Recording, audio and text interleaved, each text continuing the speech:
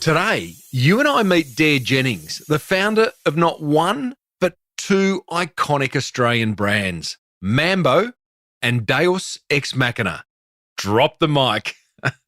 It's a very Aussie episode 597 of the 13-year-old award-winning Small Business Big Marketing podcast. Well, I said, welcome to a small business marketing show where successful small business owners share their souls to take your marketing straight to the lead. Now, here's your host, Mr. Tim Reid. And welcome back to your weekly dose of Down Under Marketing. I'm your host, Timbo Reid, and I have an insatiable curiosity for uncovering marketing ideas that help businesses just like yours to grow.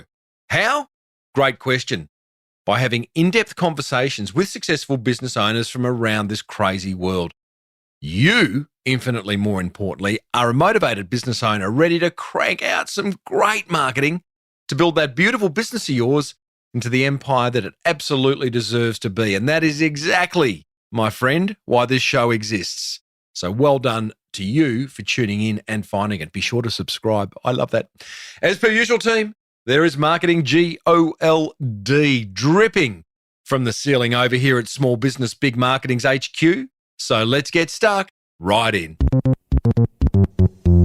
As I mentioned at the top of this episode, this is an exclusive episode for the Dell Podference, which is a COVID-inspired podcast-based conference, totally online, designed to share advice and inspiration for small business owners just like you across many facets of your business. And if you head over to dell.com.au/podference, then you will find exclusive episodes from the Motley Fool, all about finance for small business. Lady Startup and Mia Friedman have got episodes for women in business. And of course, you have got this episode. Great little idea, the Dell Podference. Get amongst it. Also, a reminder, head over to smallbusinessbigmarketing.com and get on my list because I have got some fantastic upcoming webinars across topics like search engine optimization, customer loyalty, website design. They're all free. They are all full of wonderful content. And also, if you head over to smallbusinessbigmarketing.com, you'll get a copy of my free ebook, 10 Marketing Wake-Up Calls. So really, it's a win-win. Hey, be sure to stick around after my chat with Dare Jennings to hear from a very motivated listener who has listened to so many episodes, and he goes into detail about the various actions he's taken to help grow his business. Isn't that ace? Enough from me. On with the show. I got to tell you, I am so excited to bring you this interview. And to be honest, I really don't think Dare Jennings needs any long introduction. But here's a little sort of synopsis, if you like. He founded the iconic, irreverent, and highly collectible Aussie surf brand Mambo, which he sold in 2000, made a lot of coin, and moved on to his next endeavor, which is Deus ex Machina, or as some might pronounce it, Juice ex Machina. Are you with me? In that business, he combined his love of motorbikes, surfing, and music to create a business that has stores in Australia, America, Asia, Europe, Africa. Like, it's such an incredible story. He calls some of those stores temples. I don't know why, because they're that big, they're that amazing. Anyway, sit back as Dare explains how he uses culture to build incredible, sustainable, and loved businesses. And most importantly, why trying to be everything to everyone is a wonderful recipe for failure. He's got some great insights. He comes at business from a very, very, very different angle to certainly what I've heard previously and maybe to how you go about your business. There's no right or wrong, but boy, oh boy, he's got some serious runs on the board. Here's Dare responding to my suggestion that he used to be a small business owner. Yeah. Well, yeah. I think I'm still in those ranks, but, we try. Well, that's interesting. Why do you think that? Well, because it's still, that's the old theory about act locally, go globally, or whatever that is. And it's a little bit the same. You still people doing stuff around the place. But when you find that your idea is relevant in countries all over the world, you suddenly find you're doing it like that, even though in reality you're still just blokes sticking around with motorbikes and making surfboards and things. Well, I think we often forget, and sometimes when I tell people I'm interviewing a business, the owner of a business of a certain size, like you, they say, but your show's all about small business. I said, yeah, well, every business started with one customer. Yeah. Or no customers. In my mind, I'm still a small business because I've always believed in the old adage that you should think locally and act globally. That's I think it's the way to go. And there are some people who love business. They love the idea of business. They get their MBAs and they study all that sort of stuff. But I'm just in the category of people who I like ideas. I like seeing if you can make an idea work. And usually if you come up with a good original idea, there'll be somebody in Finland or South Africa who thinks it's a really good idea as well. So it's, but if you stay true to that, then I think it works well. I really want to explore that thinking in quite some depth, Dare. And I think in order to do that, a quick timeline of your business career or your business owning career would be interesting to all, because you didn't start with Mambo, albeit it's probably what you're most famous for, although you may argue that, but you started as a screen printer. Is that right? Or a record publisher? One of the two. All right, Tim, I think you have to go back even earlier than that. You've got to right. I was brought up in a farm. My father was a wonderful, dedicated farmer, a good man. Survived the Second World War, survived the Depression, worked hard, and then he's got this son who, in his words, was Bob Hope's young brother, No Hope. I went to university. I failed my last year at high school. Went to university, dropped out of university, and it was the 70s, so it was like sex, drugs, rock and roll. Like there was, Vietnam War moratoriums. There was so much going on, and I threw myself wholeheartedly into all those activities, and academia or anything wasn't a real big part of it. But what I didn't realize was what I was doing was putting away all the elements of what my future business would be, all of these interesting cultural things. So I pretty well pissed away my 20s, pissed away as in didn't do anything of any significance, living up the coast, going surfing. And then, as my father would say, the Protestant work ethic got to me, and in the 30s, and I started, art students taught me how to screen print. And so suddenly I could screen print. And it was just at a point when there weren't many T-shirts around. And I thought, shit, I could print on a T-shirt. And so I just started, in my backyard, doing this as a hobby, self-employed job. I remember you saying, just let me pause there, with your father, who was a farmer, I heard you say somewhere along the line that farmers are the ultimate entrepreneur. And possibly that's where you got your entrepreneurial, albeit, you say you grew up on a farm and all of a sudden you're creating apparel and you're creating motorcycles, but, farmers have to, they're rolling the dice on the weather, they're rolling the dice on the crops, everything. Oh, and look, I'll give you my standard line here. People say, and what did you learn from growing up on a farm? I said, what I inherited from the farm was a never-ending sense of doom. Because when you're on a farm, whatever you think is good turns out to be bad. There's always something worse around the corner. Survival is just really what you got to do. And that's not a joke. Like and some people, they love that. They fight for they get their breeding ewes to survive the drought, only to see them wash down the river when the first floods come. It's that kind of world that farming is. Do you still have that sense of doom, Dare? Because you seem like a half glass, what do they say? A half glass full. Yeah, well, my glass is kind of varies from half empty, half full. I think that idea of being a farmer and just don't ever take things for granted, and tenacity as well. You've just got to keep going at it. So you started a little screen printing business, which moves you into Phantom Records, which is a record label at the ripe old age of 30-something. Yeah, I started printing, and then the printing company got bigger. I actually went to New Jersey and bought these big automatic T-shirt printing machines and brought them back. Don't ask me how I did that. Just a young fella having a go. And so, but suddenly I was in the rag trade, and it was horrendous. But at the same time, a friend of mine had an independent record store and he wanted to close it down. So I took it over and called it Phantom Records. And it was that it was a weird time where import records were, we could get on the phone, order stuff from London or Los Angeles. It would be air freighted in, and brand new releases we could have on the shelf within days of them being released. But it was the time when the record industry in Australia controlled everything through copyright, and we were selling legitimate records, albeit from outside the copyright territory. So we were being sued by the big record companies for selling the things that they didn't want to release that people wanted. It was pretty bizarre. You're quite you're almost the Richard Branson of Australia. He started the Virgin label and, here he is today. It was a bit like that. Or if you've ever seen the movie High Fidelity, that's what we were like. We were like this fantastic movie.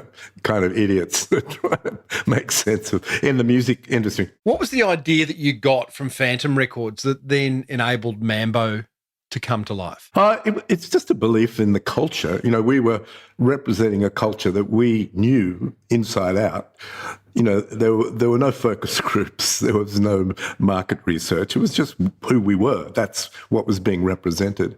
And I think that's probably, if there's anything that I can teach people, it's like believe in yourself and go with the stuff you know about. As soon as you sort of want to do something because it looks like there's money in it, but you don't know much about it, you're probably going to be in trouble.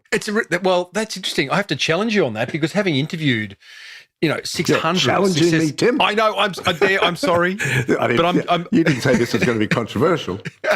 Go ahead with your challenge. You're meant to say, "How dare you?" I'm sure you've heard that before.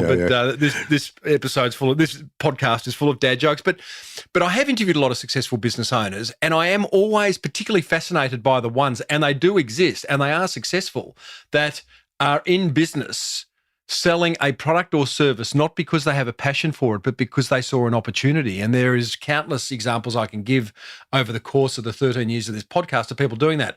I wonder whether the missing ingredient for those people is happiness. And I don't know that, or joy, because they're really going to a business each day that is a money-making machine as opposed to something that brings them the ultimate joy. Their joy is money, and fair enough. For me, for my kind of, my style is more the money is a byproduct of doing something you really care about. Now, and that's me. I'm not going to criticize other people. Everyone, it's horses for courses, and some people just enjoy that, spotting an idea and figuring it out and going for it. Whereas I came from the other side, which is I dealt with stuff I knew about. You got this screen printing business that enables you to create printed T-shirts. You've got this record publishing business which gives you insight into the music culture, which T-shirts and all that stuff is a part of it.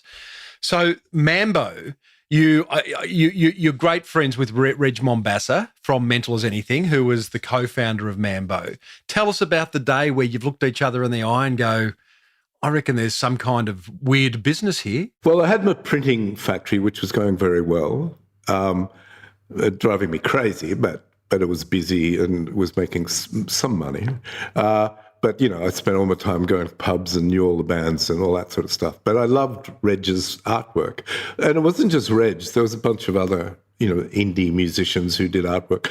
And I just thought, God, all these, the department stores want us to go to Los Angeles and steal images and bring them back here. And I said, we've got just as good as stuff here. And they go, oh, no, it's not, it's got to be happening overseas, otherwise it's not relevant here. And I went, oh, well, so I'll try to do it myself. So that was when 100% Mambo came up. That was an image that I'd seen somewhere. And that became the brand. And it was... Why the name? I liked the name because it was actually the name of a jazz compilation album, strangely enough. And Mambo it implied, voodoo, black magic, jazz, Latin, also it was implied it's a word that exists in quite a few different languages around the world. And it didn't sound like a surf, a surf cliche. That was the other thing, because I fully intended to be in the surf business, but I just wanted to have something that wasn't a surf cliche. Rip, curl, all of that, I was a surfer and I fully intended to be in the surf business. And I watched what, at that time, the surf industry was ruled by the big three, Rip Curl, Quicksilver, and Billabong. Yeah, that was it. And they were doing unbelievably good. So it was a real David and Goliath idea, like how were we going to compete? But we came in with something completely unique.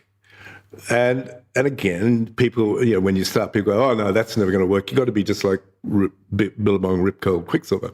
And I said, no, well, they're already there, so maybe it's better to try to do something unique. So anyway, we did, and it worked.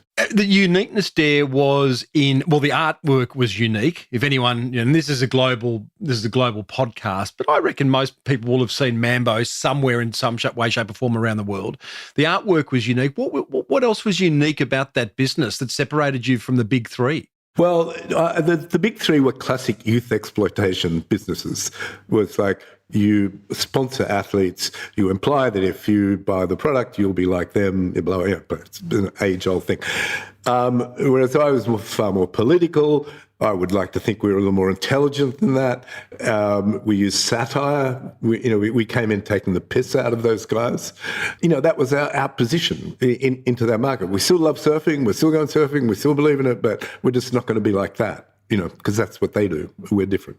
So, and mainly because it was at the time when, the Vietnam War and all those things were still raging. Well, it's a bit after the Vietnam War, but there was still lots of other kind of aggravation going on. So, we were unashamedly political about what we did. One of the things, and this is where I now have to, I've got so many wonderful quotes, Dare, that you've shared over various interviews you've done over the years, which I'm now going to refer to because it is my way of getting inside your head on behalf of the listener and understanding this whole culture thing. One of the things you've said about Mambo is you were very proud of the way it polarized people. And you said that you piss off half the people and the other half will love you. That's a fundamental tenet of the way you do business, isn't it? Yeah, and that's what makes it fun, because you're just annoying these people you want to annoy, and in so doing, other people become devoted. So when you do go to polarize, and we've spoken about polarizing a lot on this podcast, are you intentionally trying to piss half the people off, or are you actually trying to endear the other half to your brand? No, I think the point of it is you're just sticking to what you believe in. And, and a lot of the ideas were contentious, to say a right-wing Christian would find our beliefs kind of difficult. But, they did. And at one point, there was a bonfire and they were burning Mambo product. And we're going, wow, how good is that? You can't buy. That's the kind of marketing you can't buy. But the more we went on, it was just expected we'd be like that. So the shock value diminished, even though we were doing just as crazy things. But you went on to say, the more and more controversial and confrontational Mambo became, the harder it was to be just that, to be polarizing, to be noticed. Did you notice the law of diminishing return kick in? Yeah, there was most, if it was a graph, it would be the ability to offend was diminishing, but it was mainly because traditionally you go, oh no, you try to appeal to the most amount of people you possibly can, whereas our idea was, don't worry about that, just appeal to the people you want to appeal to, and that will carry you. The majority of businesses, I think I would argue, and I don't have any research to back this up except life experience, try to be everything to everyone, and then you end up being nothing to no one. But it takes so much courage, as a business owner. You're rolling the dice, you're putting everything into it.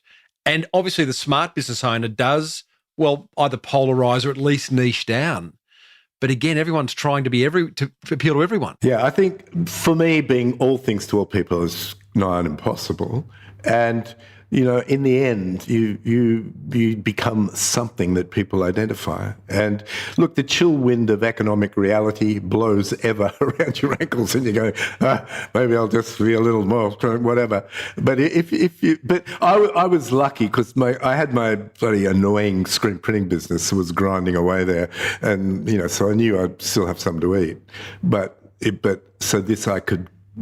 With Mambo, I could go out on an edge with it. Do you remember the moment where you felt Mambo had a hockey stick inflection of growth, and what happened to encourage that? Yeah, I do. Well, look, what we were doing, we had a big printing table and we were printing fabric with the artwork of local artists, people I knew. It was all original, hand printed, making these shorts. And I had a good friend who owned Surf, Dive and Ski at the time. I said, come on, can you sell some of these shorts? He goes, they won't sell, but they'll brighten the place up. And so he took them, and they sold in about 3 days. And he came back and said, what have you done? Everybody wants these now. Now I want 500 of them. I can't make 500 of them because it's it'll take me 3 weeks. But it would appear that we're onto something. You sold Mambo in 2000. And I did a bit of a straw poll with the blokes I swim with this morning. I said, I'm interviewing Dare Jennings, Mambo founder, and he sold it in 2000. What do you reckon he sold it for? And the numbers that were coming out were where my head was at before I learnt what you sold it for. I was in the hundreds of millions, as were many others. No, it was 2000. It was a while ago. I know it was. Yeah. It was 12 million, if I'm correct. I know, which is a lot of money. More than that as well. But we sold it to a public company that we were working with, and so it was kind of all mixed up in shares and what have you. But look, it was a good price and a fair price for what we were doing. Well, it enabled you to go on and do something you loved in Deus ex Machina, which we will now talk about. But before we do that, do you have a comment? Are you able to comment on where you think the Mambo brand is at today in 2022? Look, it's like a bit. It's been sold around, and various people have bought it and tried it, and I don't like to talk, but, in some ways it's really sad that it's not achieved. Look, some people in Melbourne have got it and they're giving it a red hot go at the moment. I don't know how they're going or how it's working, but, in some ways, you feel vindicated because it was going real good. My cow was fat and well ready to go to market when I sold it. But it's it diminished ever since, and so in some ways it vindicates that I was doing. So I knew what I was doing. Other people didn't. So I don't know. It's nothing to feel real good about. It's a shame because it was good. But I think it's just the ideas in there were just probably of a different time, and especially the political stuff. I think young ones are a lot less politically inclined than where they once were, whereas the people of my generation came out of intensely political things. And, when they said, the Vietnam War was a big deal. Oh, was it? Yeah. So I thought it seemed kind of cool. So no, we had conscription. I had to go on a ballot. I could have ended up in Vietnam getting killed. It was no joke. Sure, it sort of looks romantic in hindsight, but the moratoriums and the marches and all that stuff, but, it was serious. The sale of Mambo, I'm assuming, Dare, enabled you to potentially go off and just live a very enjoyable life on an island in the Bahamas if one chose to do so. If one was smart, but but there's always another idea. Did you have an idea that was bursting to get out when you sold Mambo, or did you take some time off and allow that idea to come? Not really. I mean, I had an obligation to stick around with the public company for a couple of years, but I just always had this, I always loved motorbikes. And, I came from the era where surfing and motorcycling were, that's what you did. If you surfed, you had a motorbike, and you had a motorbike because it was a thrill, the same as surfing was a thrill, So, I kind of had become annoyed in the way that the marketing of surfing had really came out. We had this idea that surfing is all, surfing is everything. It's like a fundamentalist religion. That's all you're going to go surfing and that's it. All the other things don't count. So all the things that I liked was supposedly like you could be a heretic for liking all those things, So I just figured there must be, harking back to my youth in the 70s when, we had I had a lot of friends from Newcastle, and we had a hero. He was older than us, called, now I'm going to forget his name, but he's a great guy. He was a big wave surfer, like renowned, and he was also a speedway champion. And I went, man, what a cool guy. Like, whatever he does it to the extreme. And that was kind of what I wanted to challenge. And that's where the idea for Deus Ex Machina came in. You know, you say it's bigger than a brand; it's a culture. Let's start that discussion, because I sort of get it, but I sort of don't. It's very big thinking. What do you mean by that? Usually, standard marketing is come up with a clean, clear idea, and just flog that, push that through. Whereas, theoretically, or a MBA would tell you that what we were doing was confusing. There was a whole lot of different elements. There was a whole lot of different stuff. But to me, all those elements made up the good idea. Kind of living life to the full, doing really great stuff, adventure, travel, finding out about things, learning new things. I'm a surfer, I don't know about motorbikes, but with Deus, I can go and find out about motorbikes. I can learn how to build a bicycle. I can, whatever. All of these things became part of the idea. And the idea was tangible in the end. People could see it. I was just listening to an interview only yesterday with David Lee Roth, and Howard Stern was the interviewer, and he asked David about how quickly the song came to him, and it was like 2 to 3 minutes to write some of these great songs that Van Halen are famous for. But what David Lee Roth said was it was actually the decades of watching films, of going to bars, of consuming live music, of going to stand-up comedy, of all this cultural stuff that then fed the ideas for the songs. So while you might have an idea in 2 to 3 minutes, it's actually the decades prior or the years prior. And it sounds like that's the same for you. Yeah, it was the hard yards you did, wasting time and doing things you just probably shouldn't have. But in the end, they come together. And I was so pleased with Deus, how quickly people, and even the knucklehead motorcycle said, you guys are not real. But they've all come back and said, well, no, actually what you did was good, because it sort of showed that all of these things can add up to something more interesting.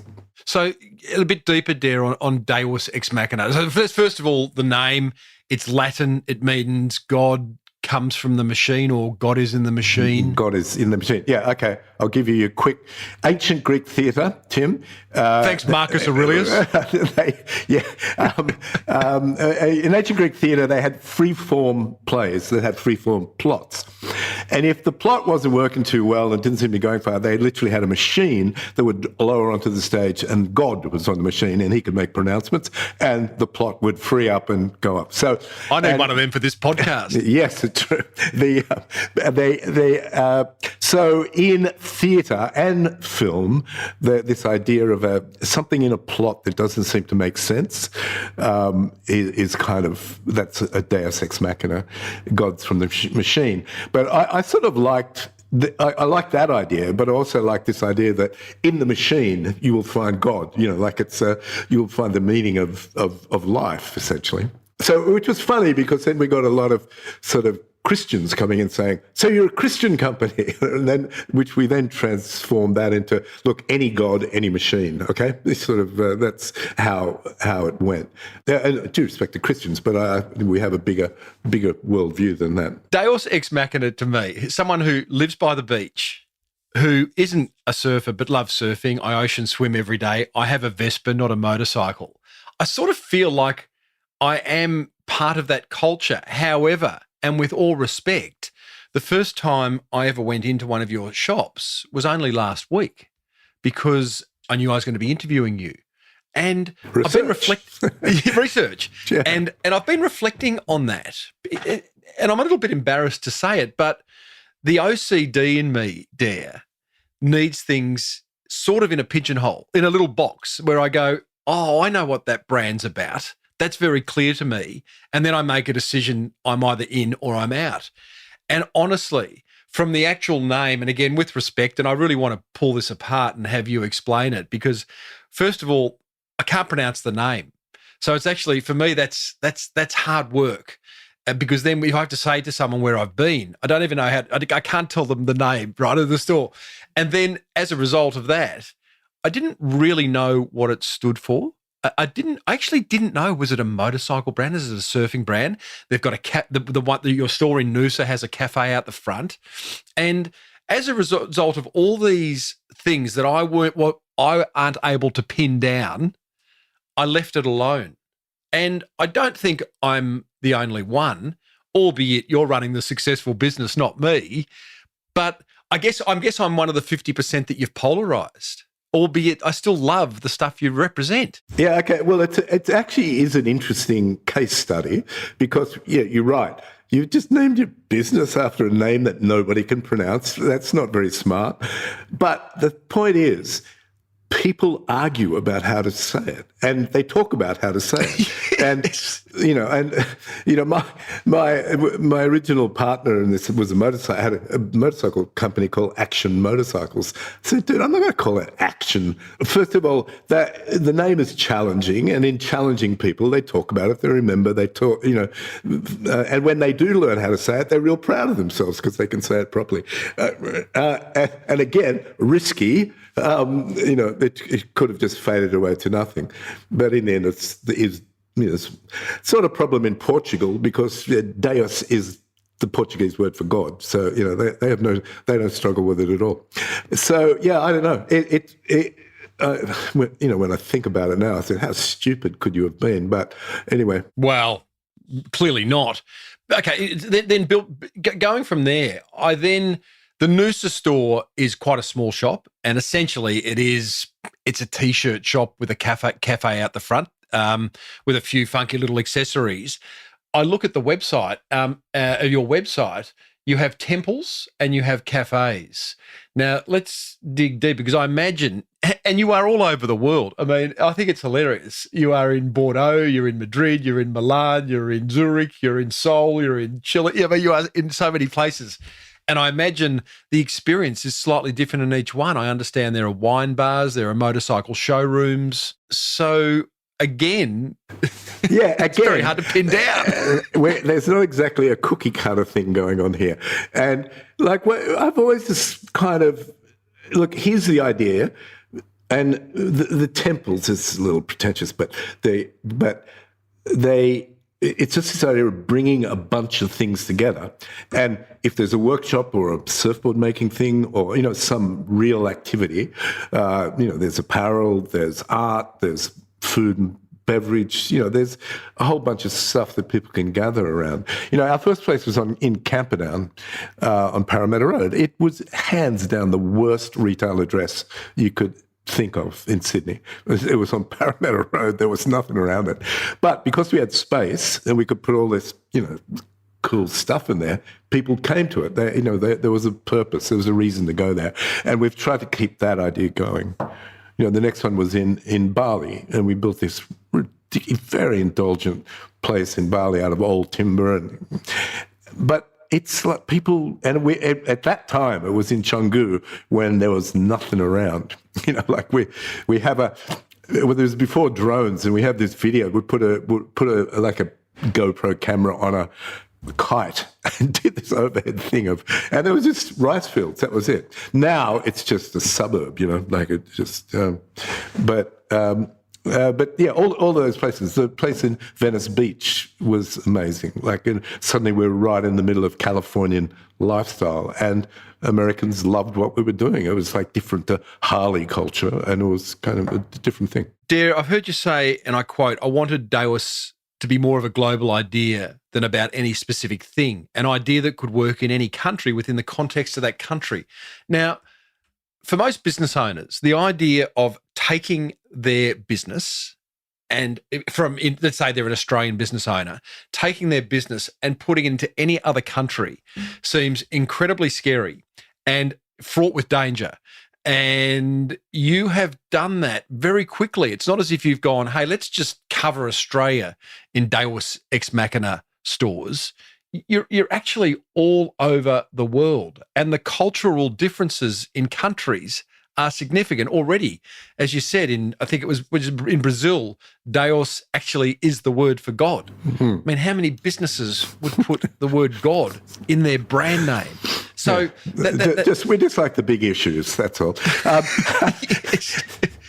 No, but Tim, if I could, sorry to interrupt, but I'd come out of Mambo, and Mambo was very successful. We had Mambo stores all over the world. We were a lot of different places.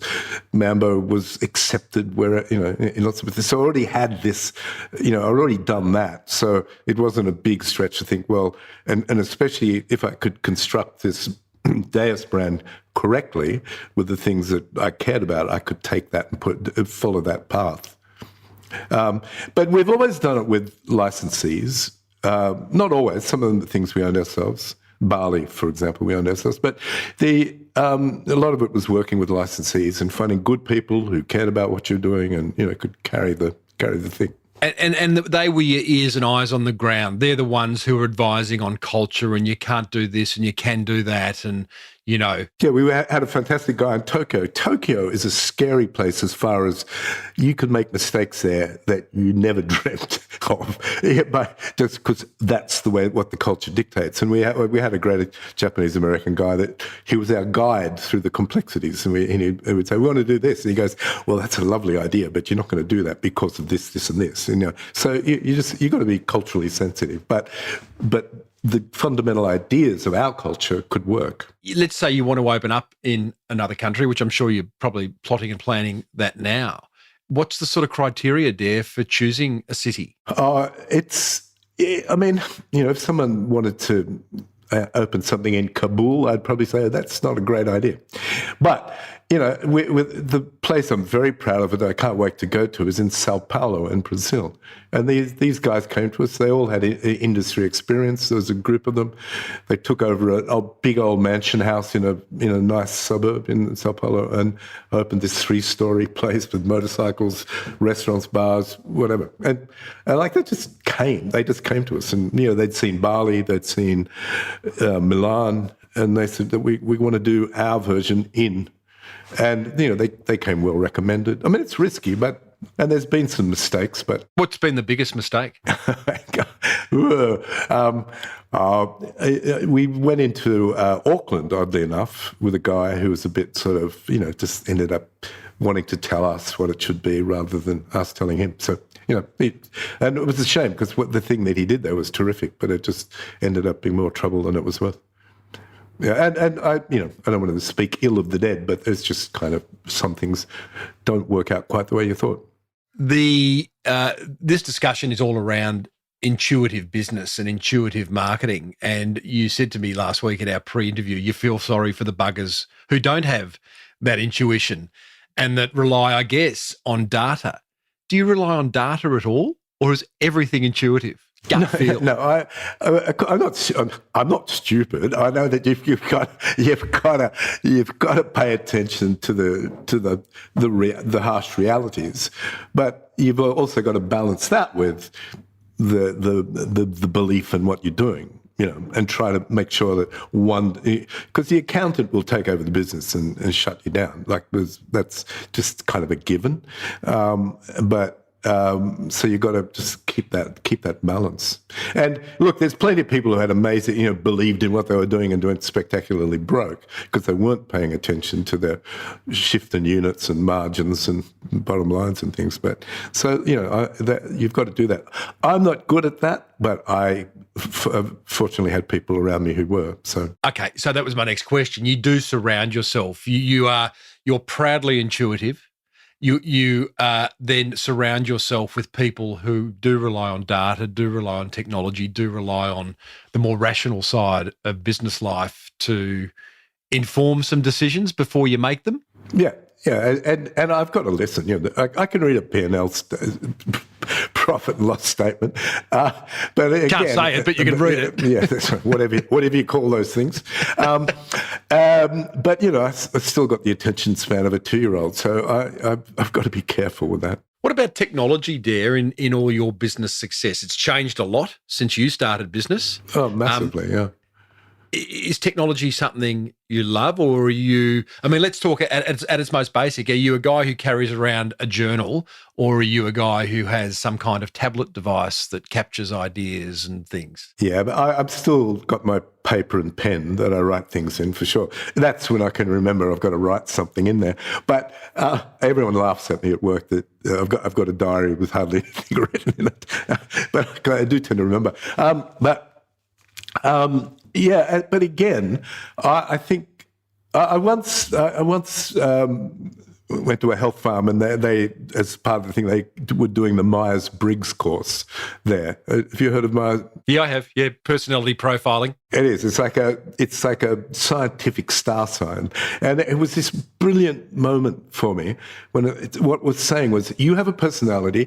That's who you're going to be. You're not going to change into something else, but the person who's not like you needs you, and you need them to come together to make the whole thing work out. But isn't that so true? And so, I was going to say so few of us, maybe I'm just projecting, but I mean, for me, the first 80 episodes of this podcast all those years ago I had a co-host, his name was Luke, and we did do Myers-Briggs, and because we were so different, I'm like, we need to figure out what's going on here. And Luke was everything I wasn't. And I attribute the early success of this podcast to that, because I'm up here, I'm the big sort of big idea macro thinker.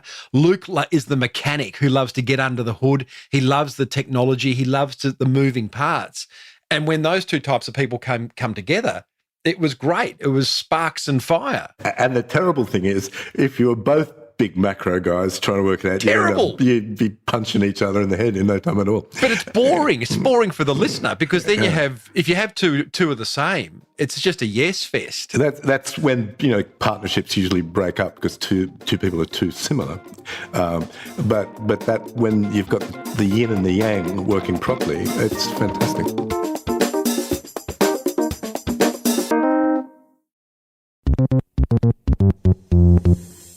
I'm referring back to so many of these wonderful quotes that you've come up with, and again, trying to understand the whole building a business around culture. I heard you say, as soon as people can put you in a box, they can put you on the shelf and dismiss you.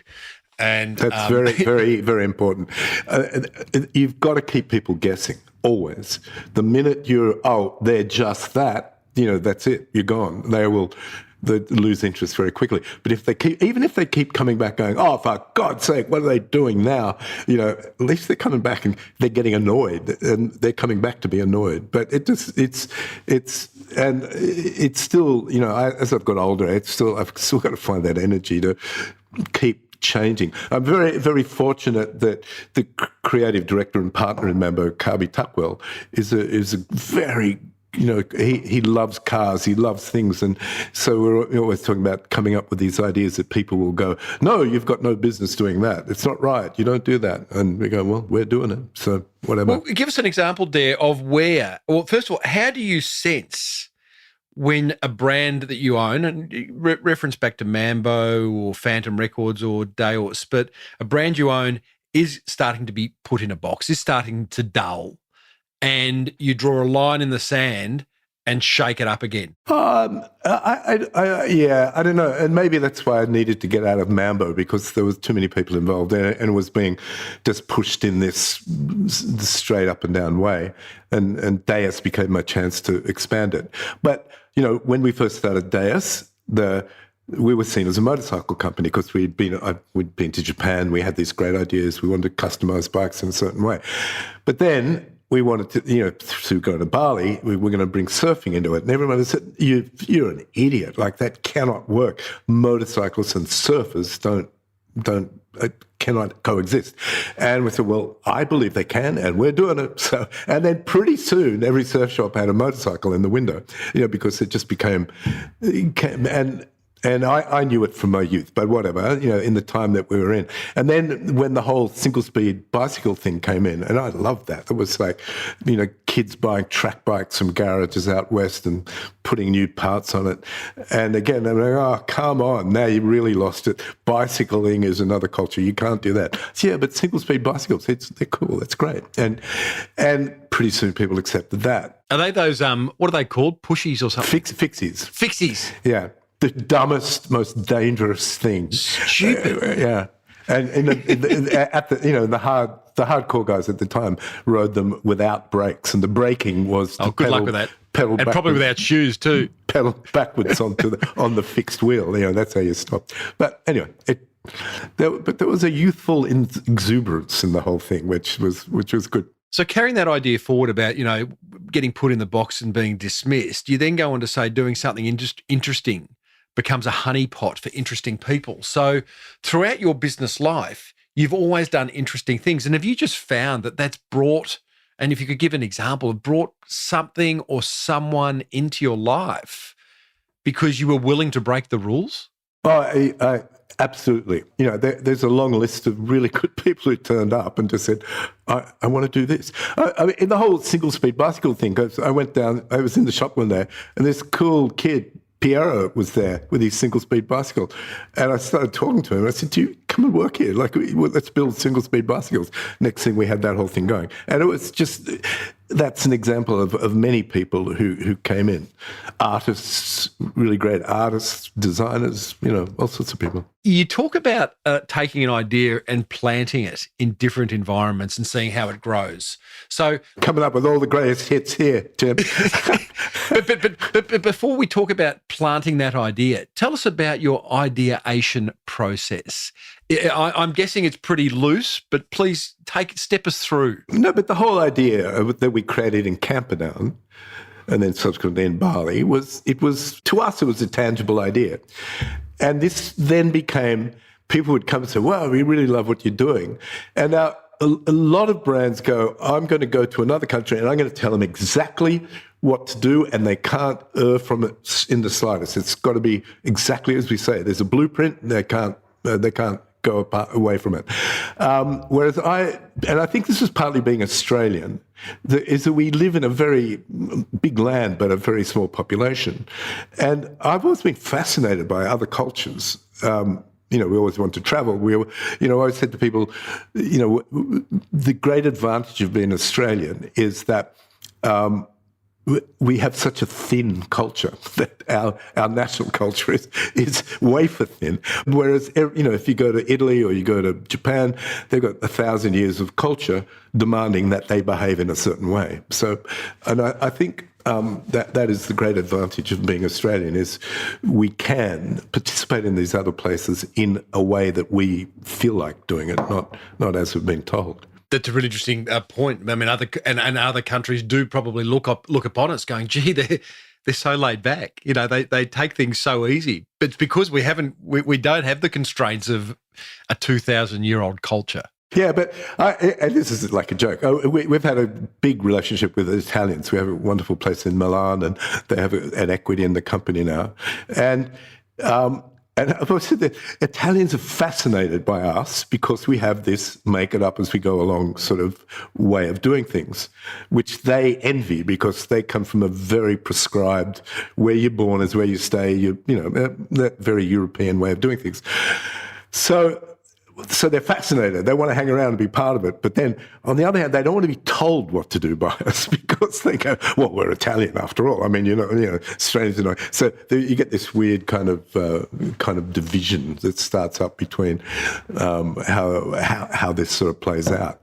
But my brilliant thing that I came up with, and thank you for reminding me, that the idea of Deus is a seed, and being a good farm boy, I know depending on the soil that you plant it in, the plant will grow differently. So take our idea, plant it in Tokyo, and it'll be the same idea, but it will manifest itself in a different way. That makes the idea even bigger. It adds to it, doesn't detract from it. And I think it's sort of like a rolling ball that gathers things as it goes along. And to me, that's way and above the most exciting thing about this. I've learned so much about other countries in the process of teaching them about our idea, And like in Italy, I've met, the people who run Ducati, just through these people. And this Aussie boy turns up and suddenly I'm in the middle of this northern Italian super important motorcycle culture, apparel culture in Japan. All these people from Yamaha, what have you, that we've become friends with over the years. So even though our little idea in Sydney becomes just things get added to it as we go along, and I think it becomes a far more interesting proposition. I imagine, Dare, when you do plant a seed of an idea in another country that's worked in Australia, for example, it's all very well to plant it, but you don't necessarily have the luxury of time for then that culture to attach itself to that seed in enough time that the business is going to be a success. You must start initially from day one in another country, not only planting the Australian seed of Deus in this example, but bringing in some cultural influences of that country immediately? Yeah, absolutely. And trying to find the right people to do it. Not a kid who's waiting for his grandfather to die to get some money. That's not a good business plan. But in Italy, our main partner there is Federico Manoli, who was the CEO of Ducati for 10 years. So, and so, that's a step up right away. You're going to, and he's connected. They're all, the Italians, man. But all of the places, that we do incredibly well in France. And that just started because Benjamin is a guy who I was upstairs one day and somebody came and said, there's a French guy downstairs, he wants to do Deus in France. I said, it's too early. Can't do it. I come back 3 hours later, and he's still down there. He's not going until you do it. So in the end, I had to see him, and he just turned out to be the most wonderful partner. He's still a dear friend, and he's just opened this great place in Bordeaux on the river. So, you can be lucky. So there's no right or wrong way to do it, but just working with good people is pretty important. That throwaway line, you can be lucky. I think you've made your own luck around that, Dare, where you have actually created something that, again, interesting people want to attach themselves to. Just going back to that earlier question, which I don't know whether you avoided or forgot, so I'll ask it again, but your ideation process, how formal is it? Is it literally you have an idea and is there a meeting involved, or is it because... It's incredibly informal, honestly. Carby is a genius. Your creative director. But we barely, we haven't had a scheduled meeting for years. We just, hey, mate, what about this? Yeah, I think that's funny. It's like just... is it really like that? Yeah, look, it sounds like I'm trying to romanticize it, but he doesn't talk a lot, and but we try to stick clearly, and I back him because I think he's fantastic. And he came along for the ride. He was working for creative director at an advertising agency when we first started. And I said, well, dude, you can come and work for me, come and work with us, and there's only one client, it's us. You can't blame them for not doing your thing properly. So it's a little more real. But so he came along for it. Let's talk about the idea of a creative director, because I find that fascinating. I come from an advertising background. I've seen the importance of a creative director, but that's in an advertising environment. For a small business, even maybe a medium-sized business, to have a creative director sounds, some listeners are going to go, well, what is that? It sounds luxurious. What does Carby bring? What does a creative director do inside a product-driven business? Well, marketing is a big part of what we do, obviously, and he drives all of that. And I think that was one of the great things about what we did to begin with. Even though this disparate idea of motorcycles, surfboards, whatever, Carby gave it all a clear handwriting, so it tied it all together.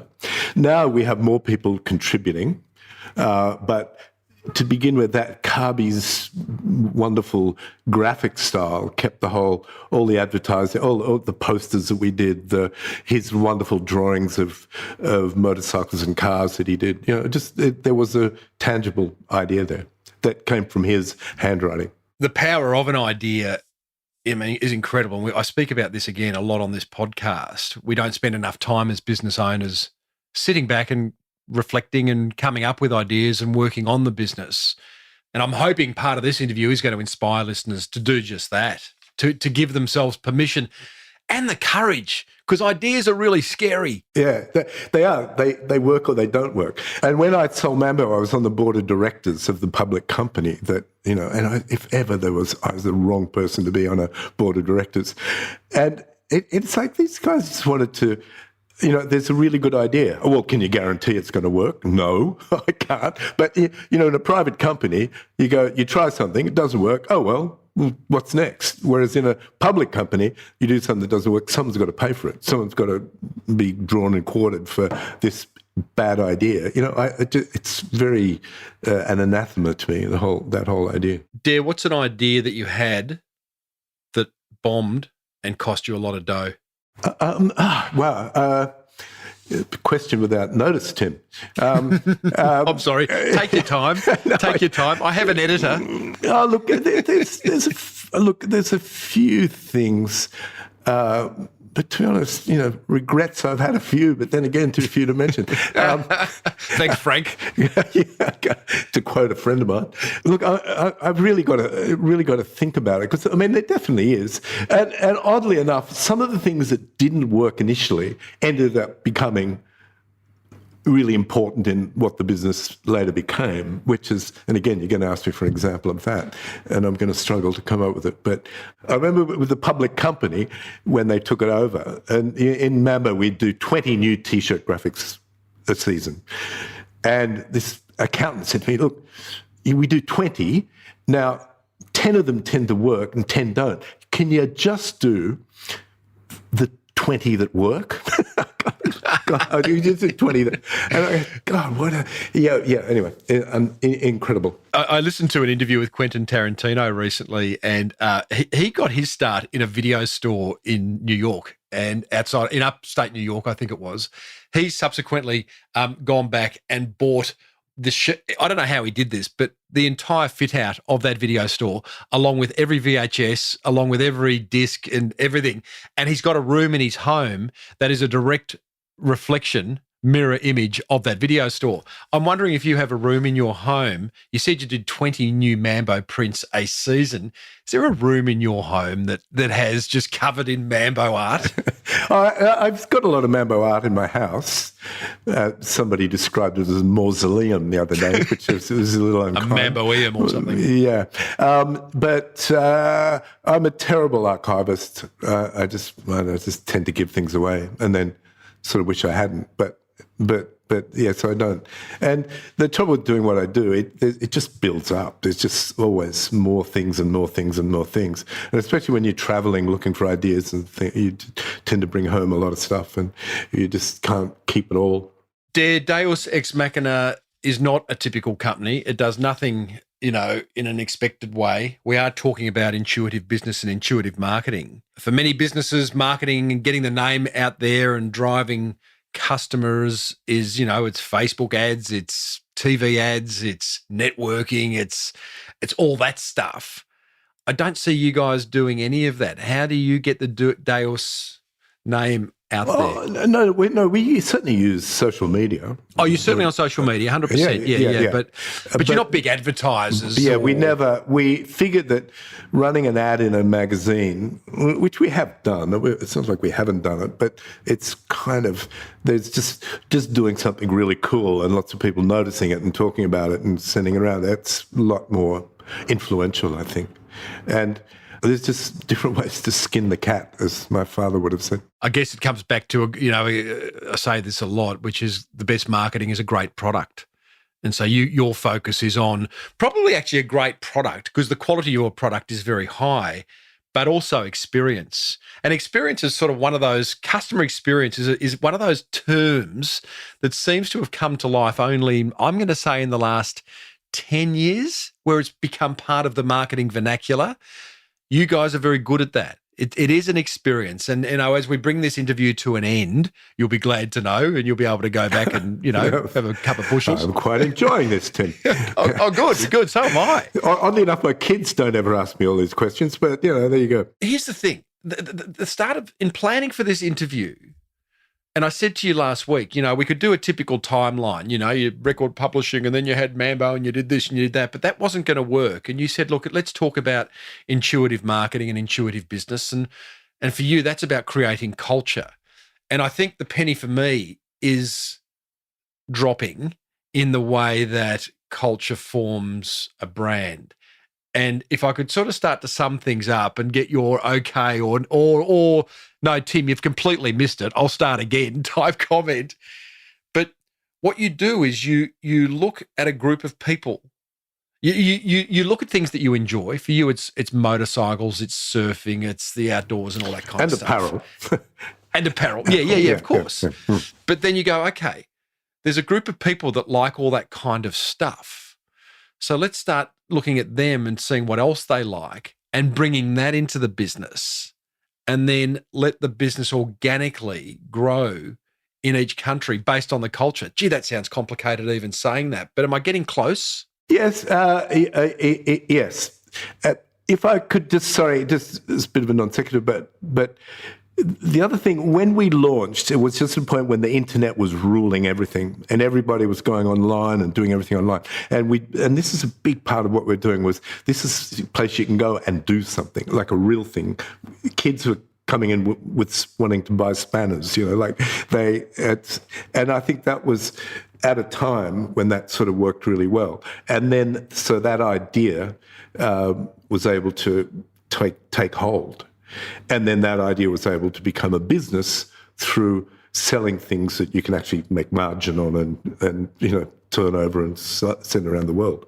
If that answers your question, Tim. Well, yeah, it does. I've learnt there never to expect, the 100% answer that I'm going to fully understand because it's such a big concept, what you do. You've done it for so long. And Tim, it's got God in the name. Is there a bigger concept? Is there a bigger concept than that? Correct. I say no more. I think you're absolutely right there, 100%. It's you can't argue that. Would you, if you had to name the business again today, would you still go with Deus Ex Machina? Yes. That's a no. Well, that is a no. No, well, but I'd like to think that, because I had a friend who worked in advertising, and I wanted to call it Gods from the Machine, and he go, no, call it the Latin. Like, hey, you'll be all right. And I went, okay, all right. So we went with the Latin. But, like I said, if we'd called it Action Motorcycles, do you think it would have worked as well? Nope. No. A lot more work to be done in communicating what that was all about, and probably and again doesn't allow all that other cultural stuff to come in. And it can be dismissed. Oh yeah, that's a thing. But when people are talking about it, arguing about it, whatever, it's in their mind. It doesn't escape their mind. And I would like to think that it was a genius move on my part. The cornerstone of my business enterprise has always been, it seemed like a good idea at the time.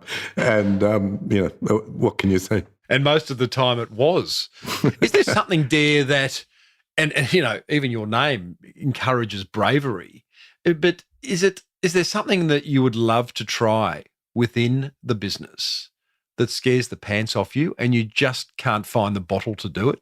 Well, it's more the money, but I always wanted to open a hotel because, we opened food and beverage, and, what's a hotel but a restaurant with a shop and a bunch of rooms above it, and a place where you can. And we've been talking to a guy in Bangkok who's really keen to do it, and it's a place where you can go and you already believe in no Deus, and you know what we subscribe to, and you know that if you're going to go there, so you go to Bangkok, you're going to find out about motorcycles, you're going to find about the best food, the coolest places to go, the best gin bar to go to. It's all of that. You can plug right in there when you arrive, and I think this is still something I'd love to see happen. I love that idea. I mean, okay, money is a barrier to that. I'm sure you would have, well, I won't say no problems in financing that. I mean, there'd be enough people who'd want to throw dough at it.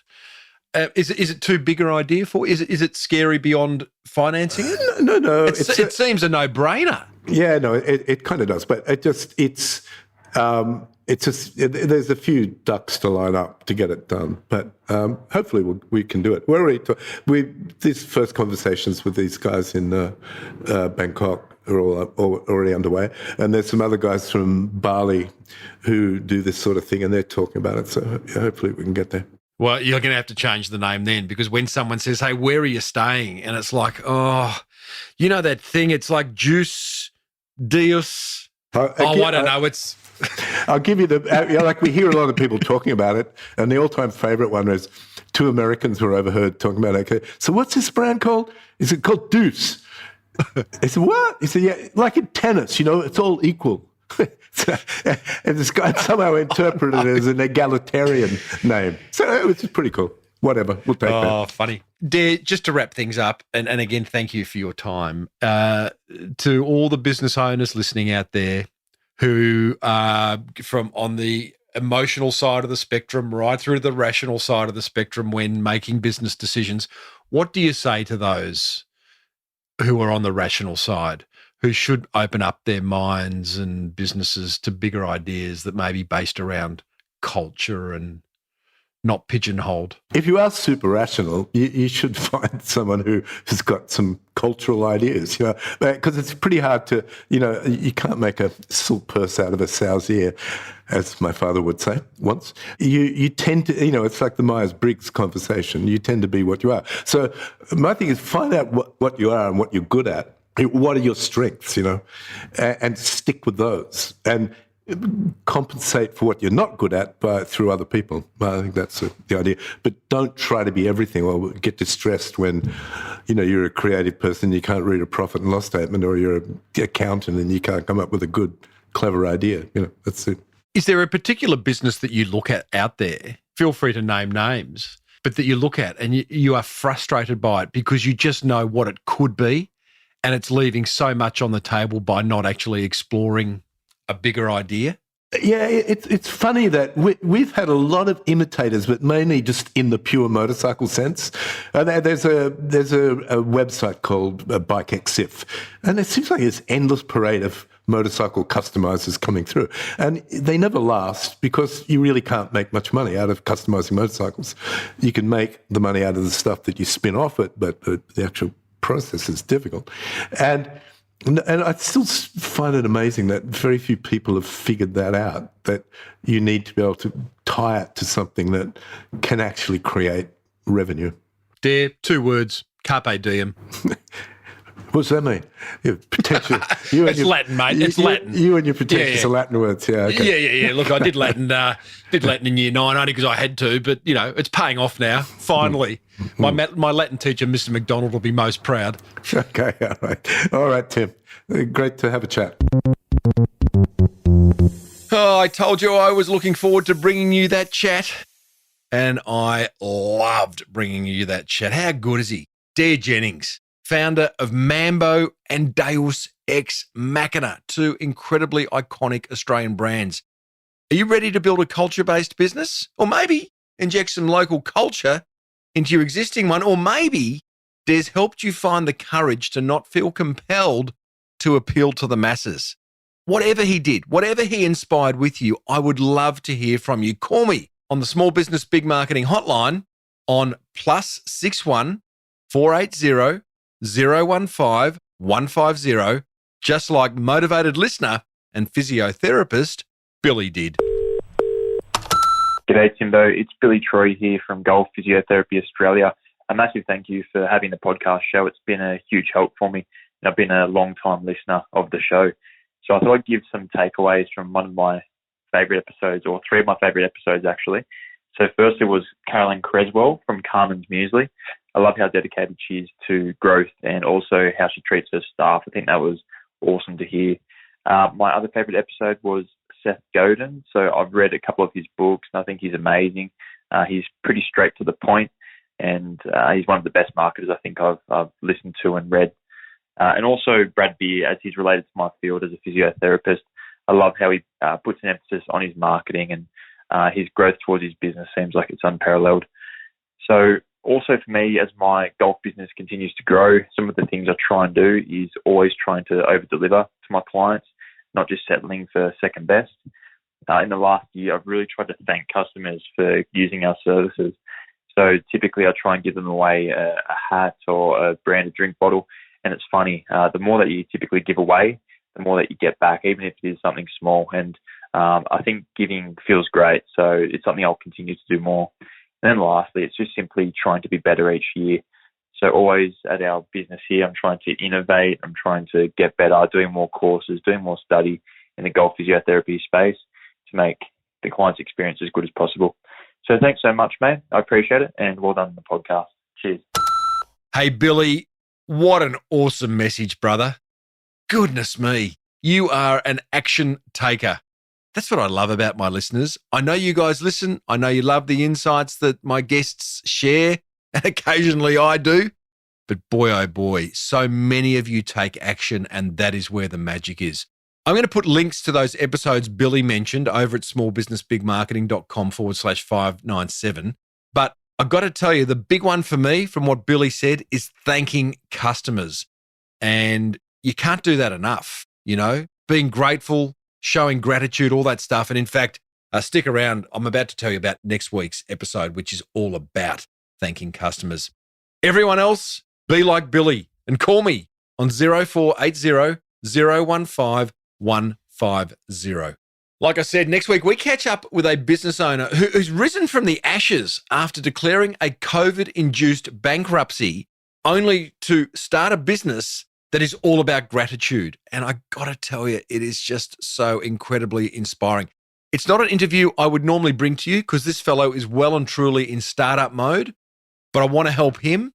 And if you help him, we're all going to win because his offer is an incredible way to show gratitude to customers. You with me? Maybe, maybe not. Hey, if you enjoyed today's episode, be sure to hit the subscribe button and leave a review on your favorite podcast app where you will find 596 more chats with successful business founders. If you're ready to create some helpful marketing, then grab a copy of my book, The Boomerang Effect, over at smallbusinessbigmarketing.com. And this show was edited by the amazing Alex Amster. The music bed written, sung, and produced by rockstar Lockie Dolly and made possible by Dell's Podference. Hey, thank you so much for tuning in. May your marketing be the absolute best marketing. Bye for now.